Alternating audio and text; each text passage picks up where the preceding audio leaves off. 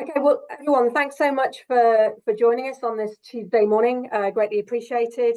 My name is Lisa Thomas from Now Next Y, and then next to me on the virtual screen is Owen Cato, also from Now Next Y.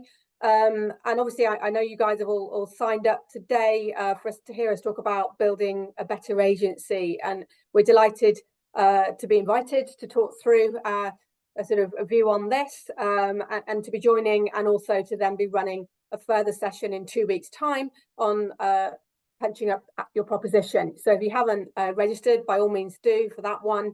And yeah, we're delighted to be here.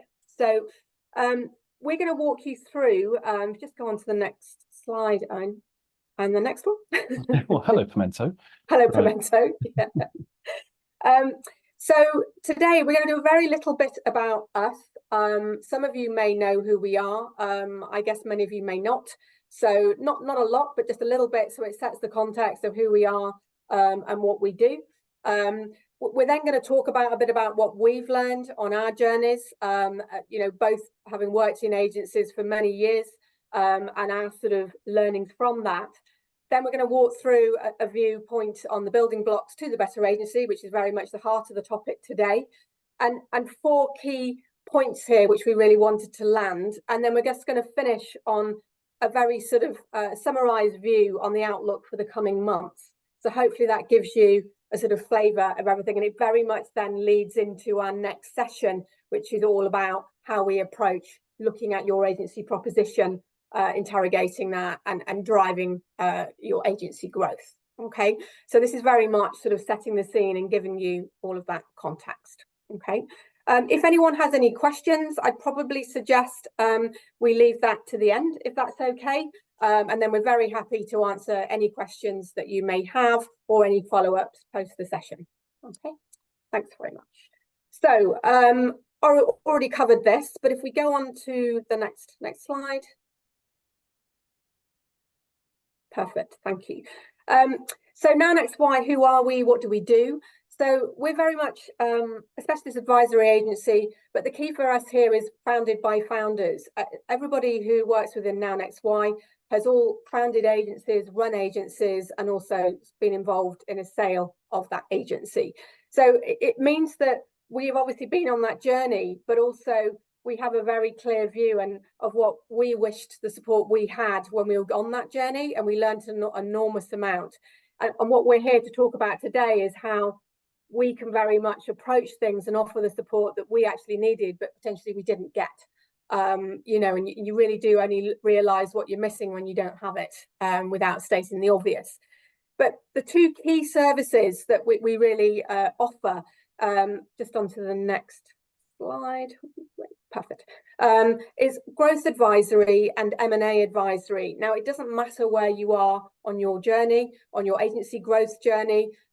We are very flexible, very agile, and we can pivot and come in at any point on that journey. So whether that is growth advice or very much at an exit point within your business and exit planning.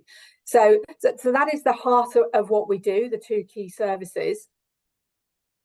Just move on to the next slide. Perfect. And we've just sort of got a snapshot here of some of the current projects. I don't know, Owen, whether you just want to jump in, because I know you're really involved in a couple of these. Yeah, so I think just to reinforce, we can come in to help you grow and to help you realise your potential ambitions further down the line. Examples of where we're at in terms of growth. We're currently advising a large PR and social agency on their positioning, their value prop, and their growth planning. That's a good example of what we'll talk about on the next call, and we'll lean into that a little bit today. And that's, they're a big business, but they kind of have just got a little bit lost in the, as I think a lot of PR agencies have done, in the are we social, are we PR, what are we doing, and how do we make sense of it in the new landscape? So that's a good example of helping them put their foot on the ball and kind of repoint the business in a direction. We do a lot of work with businesses that are growing and then kind of, as they exit, need to restructure and think about the fresh proposition. So we helped with the acquisition of a hospitality technology, and it's sort of in the hospitality space. It's a tech platform and a comms platform, and we help with their initial positioning and help them get bought. But then we have been working with them on the new group. How do they talk about this? What's the go-to-market plan? And then we also do work with smaller businesses as well as the larger businesses. So it's everything from how to help your business optimize all the way through to thinking about what you might want to do with it. Right. Thanks, Owen. And then just coming on to sort of the team of consultants, we have a bench of specialists, and I think the key thing here is that we're very flexible and very agile. What we don't have is sort of a fixed process, fixed people, regardless of your need. So we if we're working with clients, we'll look at what your challenges are, what the support is that you really need, and then we will ensure the right people from our team are selected to work with you. So, whether that's really very much around agency process, people and culture, M&A, advisory and strategy, or, looking at your proposition, there's such a breadth of needs that could be out there. It's really important to us that you have the right people. And also that person or people might evolve on that journey. So we're bringing different people along the way, because what we're really about is building long-term partnerships with who we work with so that we can really support along that whole journey. And naturally, your needs will change along that journey, and particularly if you're launching new products as well. So there's a whole raft of different people and experts, all of which, are really keen to work with guys and offer as much support at every stage of the journey as we can. Okay. So we like to sort of see ourselves as allies to the independent sector. We've all worked in the independent sector for many years. We've got a lot of learnings, but we're really there to work with you and give objective support.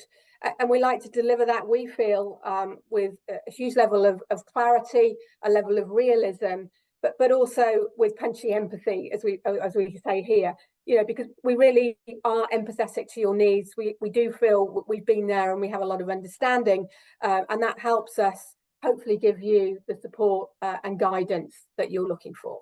Okay, and now I'm going to hand over to Owen to talk you through the next few slides. Thank you. So this is not everything you need to know, but this is some starting questions, some things that we would always talk to you about as we get involved with your business. How do we set up? How do we think about where we're going? How do we maximize the opportunity that we're creating for ourselves? And we always start, and the clue's in our name, with 3 questions: now, next, and why. So where are we now? So we look at the business, everybody should be looking at where they are now. What's the profitability like? What's the client base like? The positioning, services, people, processes. What's your personal investment like, both commercially and of yourselves as individuals and leaders? And then what's the next best step? So with all the things that we can know about where we are now, what the market's doing, what our clients need, how are we going to grow? What's the next best action? Where are we going to grow? What specialisms do we need to add potentially? Who's going to grow with us? Which are the right people we need to back in the team? And then what's your personal why? And this comes back to the punchy empathy, and kind of one of the big differences we feel in our business compared to other businesses of our nature is that we're not just all accountants looking at the numbers. We do understand it. We've all been there. And so that we recognize that when you set up an agency, there is often a lot of personal kind of investment, and it's a representation of you. It's what you want to show to the world, and also what you want to give to the people that you bring on the journey with you. So, how do we make sure you leave the right legacy and get the right legacy? A bit about our journeys in relation to that. Lisa and I have helped. We set up a business together, worked together. That was acquired, and that was an interesting experience. Being acquired, being put into a building with a series of other businesses that had been acquired, and they sort of they shook the cocktail shaker to try and make sense of the group, and it was a hard process. How do we retain our team? How do we make sure that the team didn't feel like they were being subsumed into something where they were just going to get lost? And also, how did we help the group make sense of what its wider offering was supposed to be and how we could help with that? So that was a good example of the acquisition working, but then the collective series of acquisitions not really having a coherent point of view and having to work through that. I'm going to talk on behalf of our colleagues Adam and Paul. Paul was supposed to be here today. Unfortunately, he is ill. So Paul's background is all about building and growing networks. He worked for a long while with Omnicom, doing their Far East acquisition plans. Adam built his own independent agency, essentially a global network, Way to Blue, which he exited. And I guess that both have had experience of the good and the bad, and we all met and had quite a big heart to heart about our experiences, and it was the kind of founding for why we set this business up. But the sort of common thread that runs through everything from the commercial to the human and the empathetic is it's all about maximizing value. So back to the reason for this presentation, wherever you are on your journey, whether you're just about to set up or whether you've been going for a few years or whether you're really well established, we've always got to bring it back to value. It's all about maximizing value and the plural meaning of that. So understanding what the value you add is to your clients. What are you bringing to the table? What are your clients getting? And particularly in a very challenging market for client budgets at the moment, although we have had some uptick in that, how are you demonstrating the value of your business and the return on that investment? But also the value you create as a business. How are you creating value for yourselves and for your team? Through that, how profitable are you? Are you creating IP? What are you doing to make sure that you're standing out? The potential value to an acquirer. Now, that's not the focus of this conversation, but it's important to build up value and make sure that you're clear about that and what you could represent to a potential purchaser over time. The emotional value is very important. What's the emotional value you take from this work, this business, and that you leave behind? The legacy you give back to your team, and therefore the value your teams take from it from working with you. And we know that it's hard to recruit, so retention is fundamental in this marketplace. And we would always suggest you've got to take a holistic view of your business if you're going to build it. There's not one lever that can work in isolation. Again, we come back to the fact that we are not purely a bottom line accountants, numbers people. We are very good at that aspect of the business, but that bit can only work if the other bits are working in harmony too. So we would always look at what's the product, what are you selling, the productivity, how much are the people optimized, what processes do you have? You know, the classic handoff between the account team to the planning team to the creative team. Are there any gaps there? Proposition. Do people know what we stand for? Does the marketplace know how do we stand out? The people themselves, are there any gaps? Are there any skills gaps? Are there any challenges? You know, we can't be productive if we haven't got the right people and they don't know where they're going. And if the processes are hampering them, we've got to change that. IP is an interesting one. It's not that easy in agency landscapes to develop IP, but certainly what can we build out that might make us stand out? And are we able to think about technology to help us? Profile, how are the leadership profiled? How are we taking our proposition and leveraging that through our socials? Profitability, obviously, and future planning. All of these things have to work in harmony to be absolutely helping you to support the growth of the business. So thinking about 4 winning ways that might help us to build up, these are areas that we would recommend looking at. And at the end, we'll give you a reference to a one-pager that you can download, a little checklist that will support this. So the first thing, we would always start with why. That's the first building block. Why is such a fundamental question to agency life? The first thing, if you're starting, why would you set up? Why are you doing this? Why have you set this business up? You know, when Lisa and I set ours up, it was all about cutting through the noise. And that's probably a bit of a hackneyed thing now, but back in the day, it was quite a compelling narrative. What do you want out of this? Why are you here? And why should your team care? Why would you get out of bed and why would you keep going? Because it can be hard. We know the agency journey isn't easy. And you need this sort of galvanizing why, just to come back to, this is why we're doing this. Bloody hell, this has been a rubbish week. Why are we doing it? That's why. Okay, great. We've got to find it. We've got to define it, and you should never forget it. And you remember that this why can be plural. It might be, on the one hand, I've got a sector why. I'm going to challenge the way things are being done, and we're going to change the way that the sector works. But also, it might be that I also have this burning ambition to do something, you know, and start up my own business. There's plural whys, but if you can find it and bring those things together and remember them, it can really help make sure you're driving in a consistent, coherent direction. It can also serve as a motivator, and it can evolve. The next thing would be to think about well, as I said earlier, putting your foot on the ball. Being reactive is a really strong thing for an agency, being responsive to client need, reacting to the changes in the marketplace. A lot of agencies are actually quite good at that. The problem is, because it's so frenetic, it's almost this default setting and it can't always be helpful. You've got to find time to be proactive, not just reactive. We're always built to serve client, but actually we don't always serve ourselves. So we've got to make sure that we think about growth planning. I mean, you'll have client plans in place, but are you coming back to them? Growth planning is fundamental in terms of not just this year, but actually what's our 3 to 5 year plan? Are we coming back to it? Are we checking in? Are we doing our board meetings and thinking around those? Do we have a set of criteria that we want to be hitting? And actually, have you built in time to reflect? Do you know what, this isn't working? Why? Let's think about that. Let's refine, let's pivot. We've got to make sure that we have short-term plans, short-term criteria, but also those laddering up to long-term plans.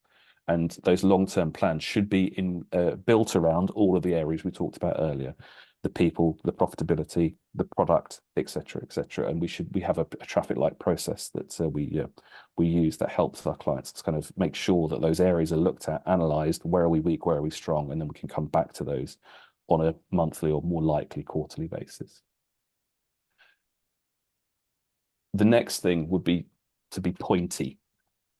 So, I mean, this number flexes. 25,000 is roughly the amount of agencies in the UK. Why you? Why would they choose you? It's a challenge to stand out. Clients. I was reading in the CIM's top 5 needs for marketing directors for this year, and the first one is to prove value to the business, back to their organisation. Clients are absolutely pressured to manage their budgets properly, to demonstrate marketing investment value, and to that end, they are very much focused on the performance end of things, but brand is really important too. So how do we help them to recognise that they need a broad range of agencies, and how do we demonstrate that you're adding value from a brand perspective or a performance perspective, whatever your stripe, through that agency mix? How do you find out and connect with those clients? Client acquisition is a difficult thing. Awareness is difficult for agencies.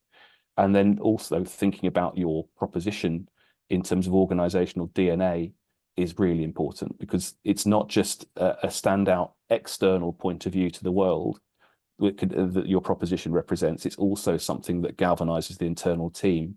Once you've looked at what makes you stand out, once you've sort of refined it and defined it, it's something that acts as and it's a cliche, as a North Star for the internal teams. We now are this business, we stand for this, and this is how we act, this is how we behave, and this is the value we add to clients. And then you reflect that externally, this is the thing that makes us different, Mr. Client, and this is how we want you to think about us, and this is the value we're going to add to you.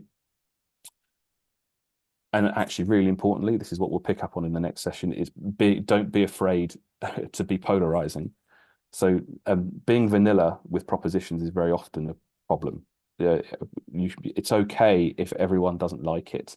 It's something to challenge the marketplace means you're going to have to challenge your own perceptions.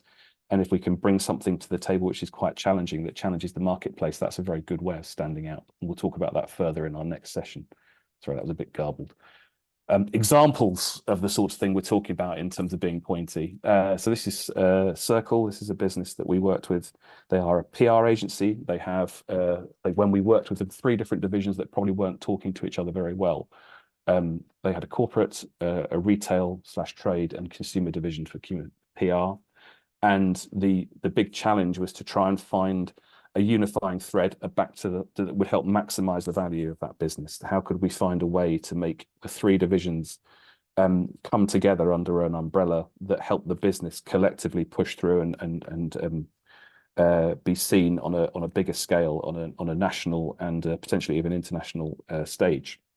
So we worked with the team, we worked with the leadership. It was an EOT business, and we developed this proposition around purpose, that actually the thing that unified the 3 parts of their business was purpose. Purpose with a big P for the corporate teams managing corporate purpose and corporate relations, through to purpose with a small p for the consumer FMCG clients and for the retailers, which is all about the way that the Unilevers of this world set up. Every brand has a purpose. And we essentially took a point of view that PR should be involved in purpose from a top table all the way through to shelf. And we developed purpose relations. That was their whole proposition. That has put them as a business, as a consultative partner to their clients, helping grow corporate purpose through to the purpose of the brands at shelf. And it was very successful for them. It helped unite the three divisions, and it helped them have a clear point of view when they went out to acquirers, and they were bought. Live and Breathe is a business that we have worked with, and I've known a very long time. They're a retail agency of old, and had been around quite a long time, had London and Leeds footprint, and we're just looking to reboot this sort of. We've been around a while. How do we get the marketplace to take notice again?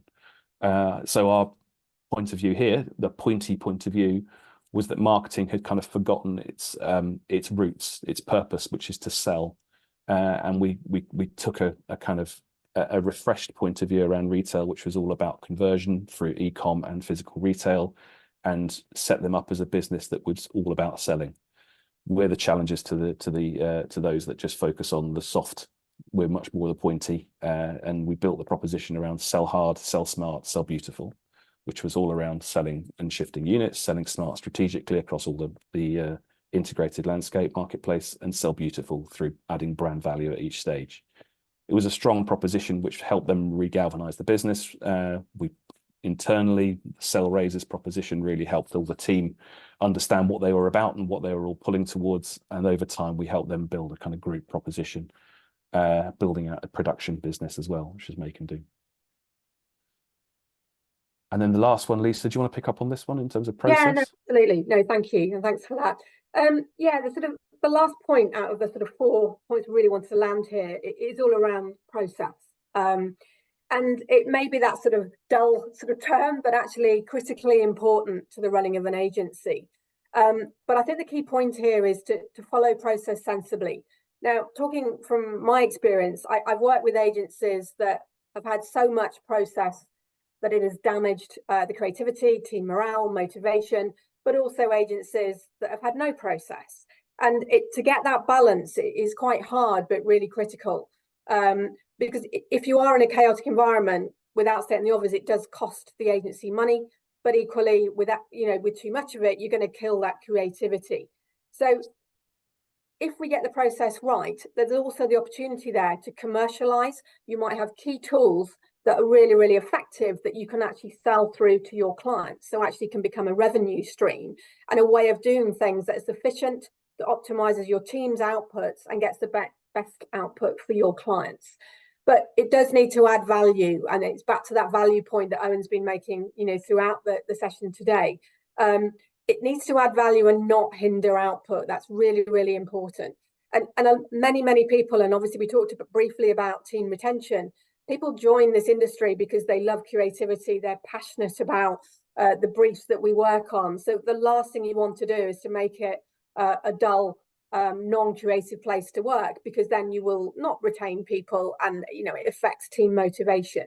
So it's all about galvanizing your teams from the brief that comes into the agency, but to the final output to the client, so that that's a seamless process, but with creativity, passion, freedom of thinking throughout that process. So that's the key thing. And I think, as I say, we've learned a lot on our journeys, and we've seen the best and the worst examples of this. So I think getting that balance, really, really key.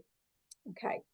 So just going on to the last point. So, before we sort of open to questions, from our perspective, we've got a bit of an outlook for the coming months. It's a real snapshot, and we'll obviously go into more in terms of on the proposition and where that goes in the next session.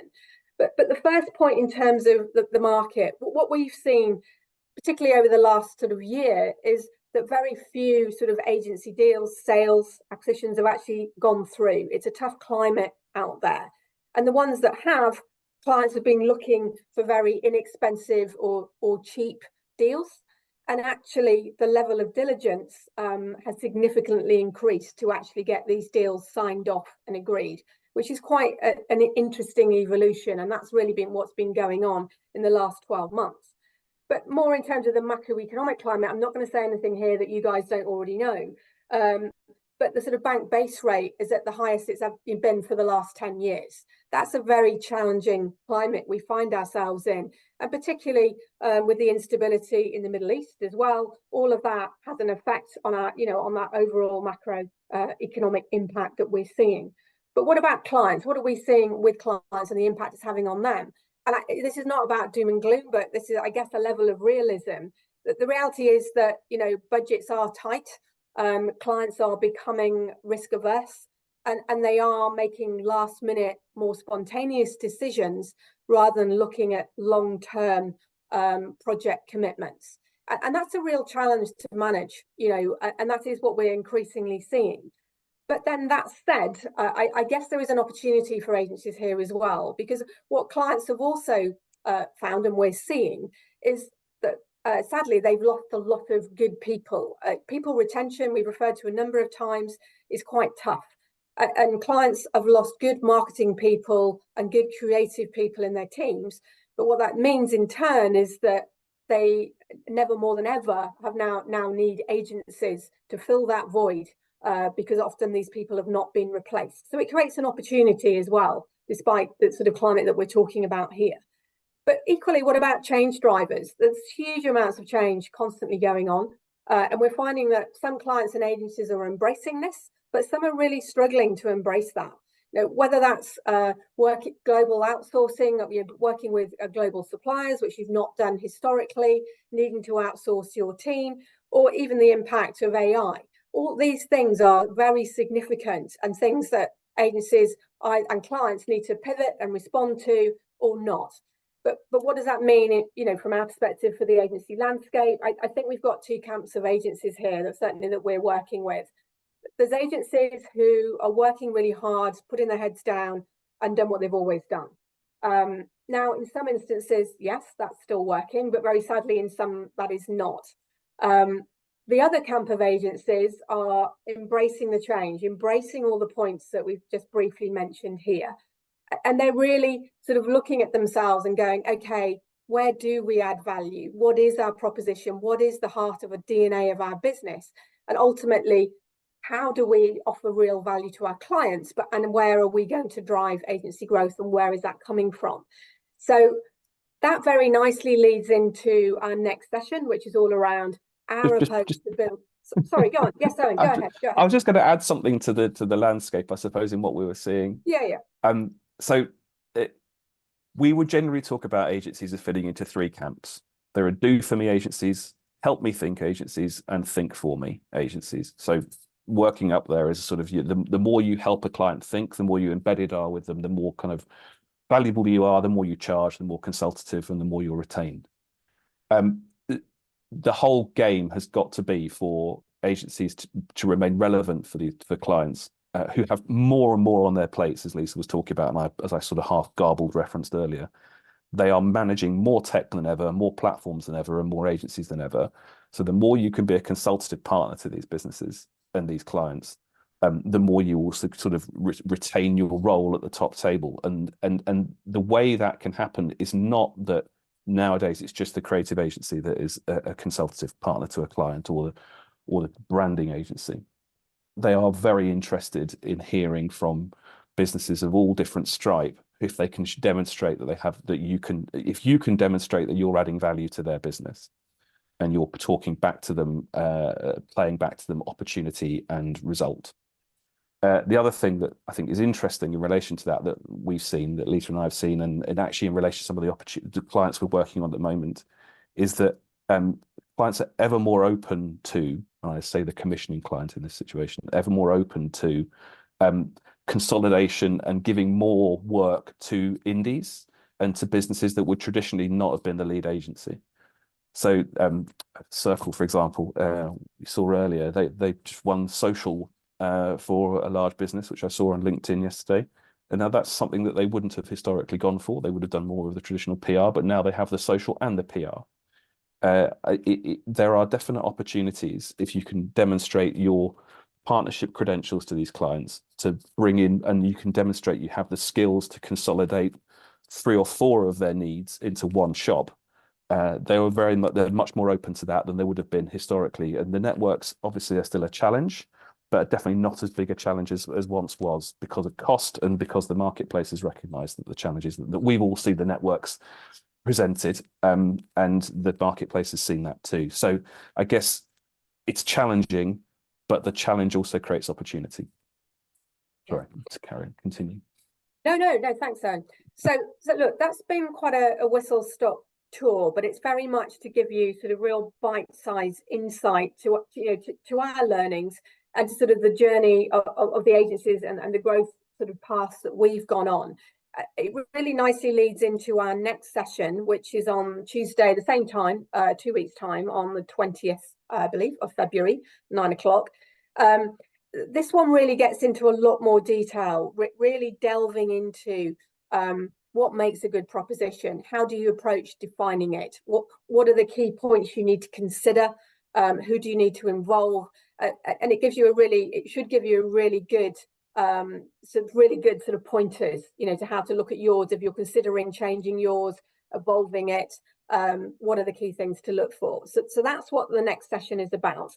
But obviously, we're very happy to answer any questions that you may have today. We will share the presentation from today, which I will give to the team at Pimento, who will be circulating that post the session. And we also have just a one-pager here, which has got some really good pointers, 10 points on building a better agency. So that will also come out with the presentation from today, later on today, I would assume, or maybe tomorrow. But again, that should give you some really good bite-sized thinking and insight. But if there's any questions now, we'd be very happy to answer them. So open to you guys. And there may not be. It's perfectly fine if there isn't. So, but equally, okay, thank you, John. If there are any questions, maybe post the session, by all means, our details will be circulated. Be very happy to receive an email or on LinkedIn, and we will come back to you that way. So, because sometimes you may not think about you have a question until post. So either way, very happy to respond. I can see a Stephen question. Was that a question, Stephen, around where best to start? I think that might have just come to me. I think so where would we suggest you start if you're going to think about building or shifting? It's just a prompt from the chat I've just received there. We would suggest starting with why, of course, is the main thing, but I think the next week's conversation around proposition is a really good starting point.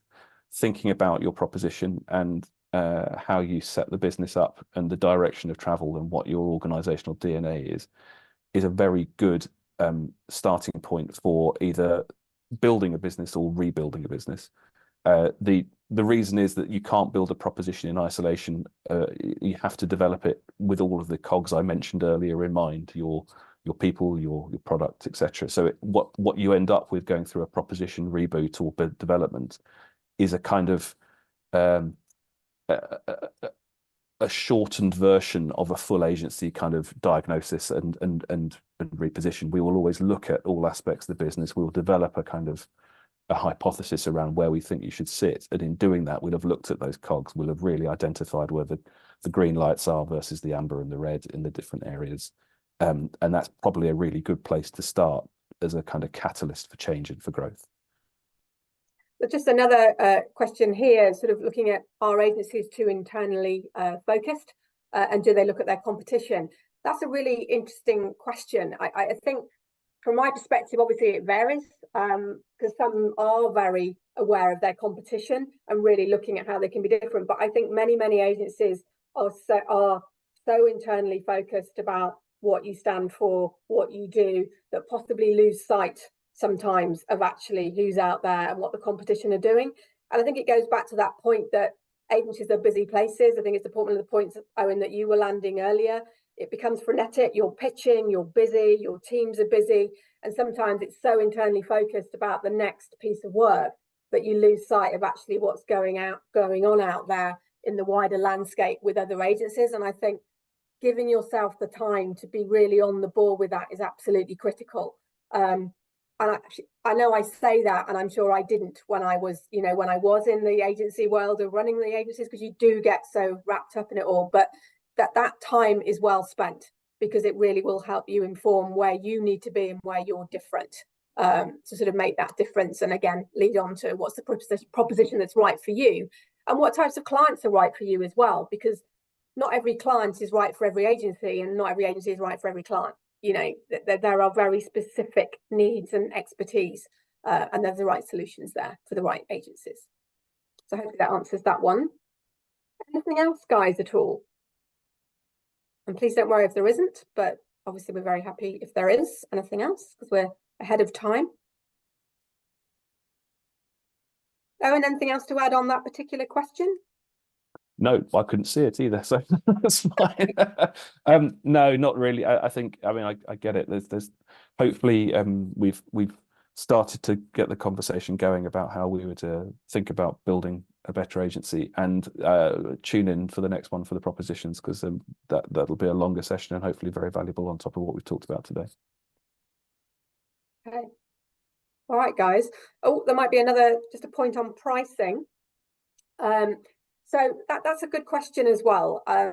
Look, I think when we were sort of just giving the perspective on the sort of the landscape, it's very clear that sort of budgets are tight, clients are squeezing budgets and trying to get as much as they can out of agencies, and naturally that will be squeezing on margin. But I think it's back to the thread that we've had throughout this session, that if you are showing the right value and you've got a really clear proposition and clients really, really want to work with you, then they are going to find, I think, will be more happy to sort of pay that little bit more for because the value you'll provide will actually give them more value and more return. So I think we need to be smart about that, because there's a fixed budget, but then there's also, what are you going to get back by actually paying for that work? What difference is that going to make to the client? How much more return are they going to get on their investment? How much more sales are they going to get, or whatever their particular brief is? So although budgets are tight, being smart about that and how you approach it, I think, is really, really important. I couldn't see the question. It's not like I'm not seeing the chat. So can you just replay the question for me, Lisa? What was asked? Yeah, so it's basically what's happening on pricing right now, and our agencies being squeezed on margin. I mean, I think there is not one size fits all in terms of response on that. Some other agencies that are more able to demonstrate return, as in performance businesses, are being less so. Definitely there's definitely been some procurement rounds to kind of pitch rounds that we've seen that have been about reducing price. But I think the main thing we would say is, if you defend your margin by defending your role and consultative role with the client, the more value you add to that client. So definitely there is a bit of price pressure, but it is not to the point where clients are taking the Michael. I would say there's still opportunities, as Lisa was saying, to generate decent income. Okay. And then there's just another point here. Should agencies be looking to productize their proposition to accommodate smaller budgets? I think it really depends on the client, the type of agency that you are, and the services that you offer. So depending on what type of agency you are will be whether you can productize your proposition. So, if you've got for example, you've got a good piece of IP, a great tech platform, for example, it's probably easier to productize that and to sell that through. So it's really going to depend, who you are, what services you're providing, and who you're trying to reach in terms of your clients. Okay. Yeah. I think the productization is often a very good Trojan horse tool for clients. So if you can have a product that is saleable at a value price that gets your foot in the door, that can be very useful. In relation to the pricing conversation earlier, I don't think necessarily that we should be value pricing every service across our full kind of menu, because that precludes opportunities for building out and increasing revenue from an opportunity. But if you can be smart about, well, actually, we can sell this service at 20 grand and it's going to we know it's going to cost us 10, then why wouldn't you? But I suppose it comes back to what's the role of the product, and maybe it's a Trojan horse, maybe it's a growth op, so I guess it's not singular in answer to that, but productization as a broad thing is a good thing to look at. We would agree. Yeah. Okay. Anything else from anybody? Nope. Okay. Well, thanks guys for your time. I know you're all busy. Really appreciate the audience today. And if you can join us in a couple of weeks' time, it will be a really interesting session, and we'd be delighted to see you to come along. So we will hopefully see you in a couple of weeks, and look out for the obviously the email today. Okay. Thanks very much. Thanks, guys.